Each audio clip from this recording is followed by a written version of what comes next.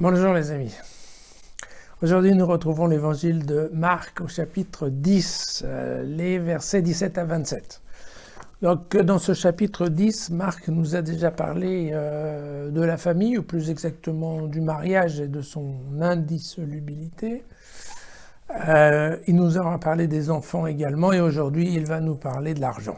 Et donc comme vous vous en doutez, j'en suis sûr, ça ne va pas être forcément être un évangile très agréable à entendre. Alors de quoi s'agit-il? C'est très simple, en fait c'est un jeune homme qui arrive, qui se jette aux genoux de Jésus et qui lui dit « Mon bon maître, dis-moi, que dois-je faire pour hériter de la vie éternelle ?» Et Jésus lui répond « Eh bien écoute, tu dois faire ce qui est écrit dans la loi, c'est-à-dire voilà, ne tuer personne, ne pas voler, ne pas commettre d'adultère, etc., etc. » Et de fait, en effet, l'homme est tout content puisqu'il dit, écoute, oui, tout à fait, c'est d'ailleurs, c'est bien ce que je fais depuis ma tendre enfance, donc il ne doit pas y avoir de problème.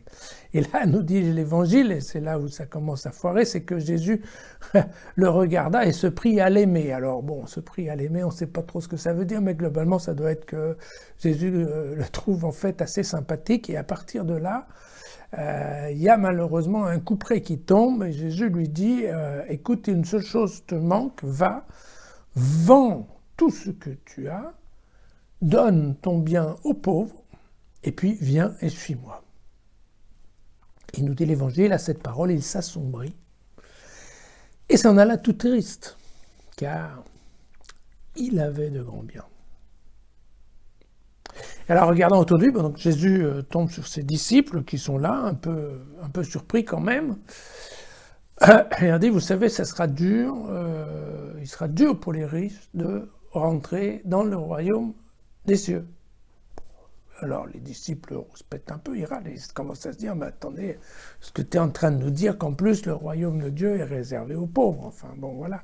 Et Jésus insiste, il dit, oui, moi je vous dis, ça sera plus difficile pour un riche d'entrer dans le royaume des cieux que pour un chameau de passer par le chat d'une aiguille. Donc globalement, il leur dit c'est quasiment impossible, voilà. Et donc évidemment, les disciples, on se pète encore un peu plus et ils lui disent mais alors à la fin, comment ça se passe? Qui peut être sauvé? Et Jésus de leur dire aux hommes c'est impossible, mais pas à Dieu. Car tout est possible à Dieu. Voilà. Donc voilà l'histoire. Alors le problème qu'on a dans cet évangile, c'est toujours tendance à dire, c'est toujours le deuxième commandement. Le premier commandement qui est tu aimeras ton Dieu comme toi-même, il est assez simple parce qu'en fait, il suffit globalement de suivre les prescriptions de la loi. Et ça, c'est bien expliqué dans la Torah. Et puis, vu qu'on a quand même l'image de Dieu, elle est assez floue, on ne doit pas avoir tellement de difficultés à aimer Dieu, puisqu'en fait, on se représente un peu comme on veut. Donc ça, c'est facile. La deuxième partie, qui c'est plus compliqué, là, c'est quand il va nous chercher cette partie de l'Ancien Testament, où il nous dit « Mais tu aimeras ton prochain comme toi-même ». Et c'est sûr que, évidemment, le prochain, dans l'idée de Jésus, c'est pas celui qui nous est le plus proche, c'est pas celui qui vit à notre proximité, ce n'est pas celui qui vit sous notre toit. Le prochain, c'est celui qui va pas bien, qui est dans la misère, qui est dans la panade. D'ailleurs, il y a d'autres moments où il nous l'expliquera. Il nous a bien dit j'avais faim, vous m'avez donné à manger.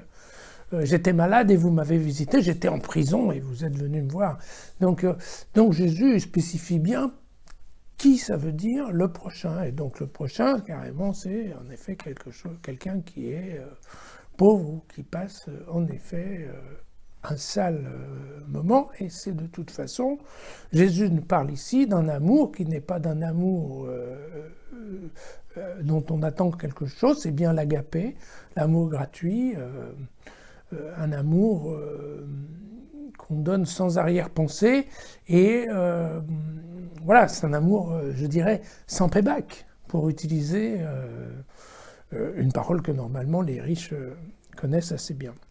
Alors, ce qui nous embête dans cet évangile, c'est qu'on sait parfaitement que en fait que Jésus a raison, hein, puisque c'est vrai que c'est pas d'avoir une grosse bagnole qui va nous faciliter d'aller voir les SDF dans la rue.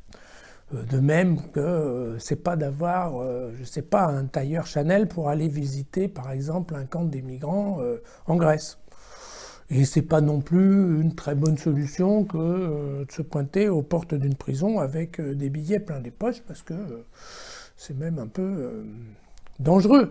Donc c'est évident que effectivement l'argent met une distance entre les riches et les pauvres.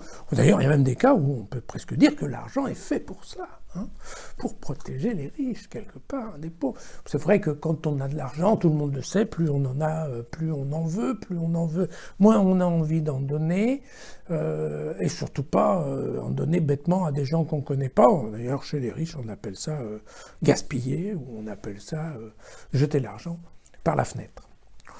C'est vrai que quand on est riche, on a facilement un raisonnement qui est sur l'héritage, sur le fait que les biens qu'on a, il faut les réserver à ses enfants ou à sa proche descendance, en tout cas pas à des pauvres qu'on ne connaît pas et qui certes pourraient en avoir besoin, mais qui ne font pas partie de notre famille.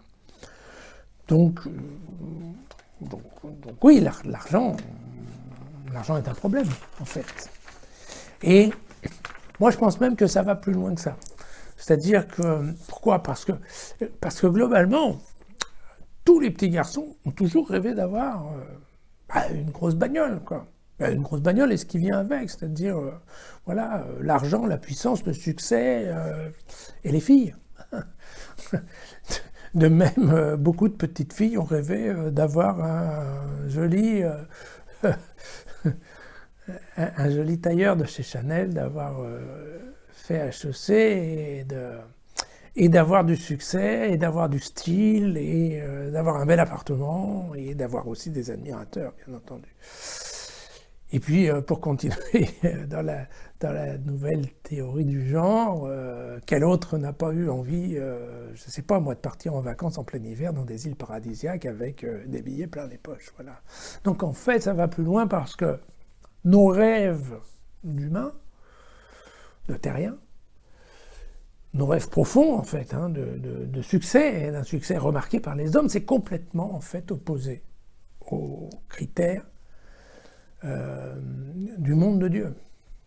On est en complète opposition avec le monde de Dieu, en termes de priorité, en termes de mathématiques, en termes de logique. Voilà. On en a déjà parlé, mais ça continue d'être vrai. Vous voyez, il y a un fossé entre les deux. Voilà. D'ailleurs, par exemple, c'est amusant, par exemple, le pape François, il a une phrase qui est sympathique, il dit qu'en effet, suivre Jésus, c'est pas une bonne affaire. Et puis on verra dans quelques jours aussi que Luc, dans un de ses évangiles, nous dit que pour suivre Jésus, il faut d'abord se renier soi-même. Vous voyez ? Donc c'est ça, c'est assez profond. C'est pas qu'une question d'en avoir ou de pas en avoir, c'est une question vraiment d'idée. Qu'est-ce qui est important pour nous? Qu'est-ce que le succès? Qu'est-ce qu'une vie bien faite? Voilà. Et alors voilà, qu'est-ce qu'on fait, hein? Parce qu'à la fin, je ne sais pas vous, mais en tout cas moi, sans être Crésus, je peux quand même pas dire que je sois pauvre. Alors, donc voilà, qu'est-ce qu'on fait? Eh bien, on fait, il n'y a pas de solution miracle, on fait ce qu'on peut, on jongle. L'argent qu'on a, on essaye de faire en sorte qu'il soit le plus possible utile à ceux qui n'en ont pas. On en donne un peu, on essaye de rester un peu humble, de ne pas être trop ostentatoire. Voilà, de passer un peu à l'ombre et puis de faire quelque part le maximum dans notre cœur pour être tourné vers les pauvres, ne pas les oublier et faire preuve d'une certaine humanité, en se disant que si on est si on n'est pas trop nul, eh bien probablement Dieu verra dans la profondeur de notre cœur, eh bien la pureté de nos intentions et le fait qu'en fait, on mérite mieux que notre portefeuille. Voilà. Euh, Parce qu'à la fin, c'est bien dit dans l'Évangile, à la fin, c'est bien Dieu qui nous choisit, c'est pas le contraire. Hein. Voilà. Au cas où on aurait oublié. Voilà. Alors, on peut faire... voilà, l'avantage de cette page d'Évangile, c'est évidemment, on peut la jouer comme Matthieu, jouer un peu sur les mots et se dire, oui, non, mais en fait, Jésus parlait de la richesse du cœur plutôt que... Voilà, alors que Luc, lui, il va dire, non, non, c'est bien du portefeuille. Bon, à mon avis, ici, le texte de Marc, il est clair. On peut pas vraiment se cacher derrière son petit doigt. C'est très bien écrit. Ici, les gens riches démarrent avec un handicap. Voilà. Et il faut le voir comme une incitation à en faire un peu plus pour surpasser cet handicap et être capable, effectivement, d'être efficace par rapport à notre prochain qui a besoin, en fait, de nous. Voilà. Et voilà, et je pense que c'est ça, il faut faire un effort de plus pour suivre le chemin de Jésus et bon, voilà, pas faire comme l'autre, là, s'en aller tout triste. À demain.